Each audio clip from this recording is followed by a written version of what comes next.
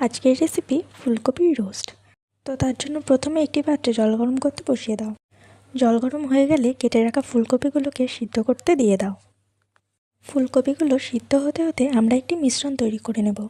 মিশ্রণটি তৈরি করার জন্য আগে থেকেই পোস্ত, চালমগজ এবং কাজু বাদাম ভিজিয়ে রাখতে হবে, আর প্রয়োজন কাঁচা লঙ্কা। তো দেখো, আমার এখানে ফুলকপিগুলো সিদ্ধ হয়ে গেছে। এখন এটাকে নামিয়ে জল ঝরিয়ে নেব। এখন একটি কড়াইতে পরিমাণ মতো তেল নিয়ে নিতে হবে। এবারে ফুলকপিগুলোকে হালকা ভেজে নিতে হবে।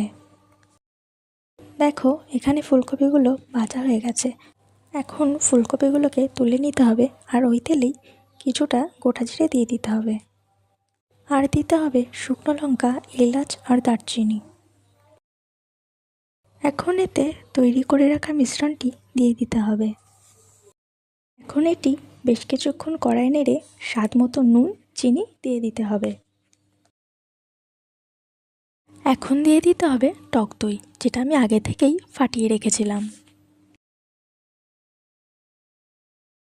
এবার দিতে হবে পরিমাণ মতো টমেটো সস।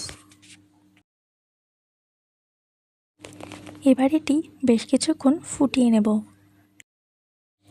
মিশ্রণটি ঘন হয়ে আসলে এখন এতে তোমরা যতটা ঝোল রাখবে সেই মতো জল দিয়ে দেবে।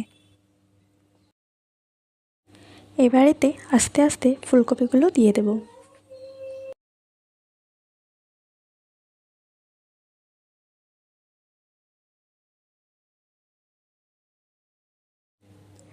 এখন এটি বেশ কিছুক্ষণ ফুটতে দিতে হবে।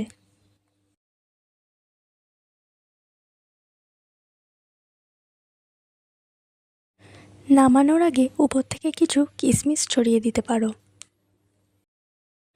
তোমরা এখানে যতটা ঝোল রাখতে চাও সেই মতো ফুটিয়ে নামিয়ে নিতে পারো।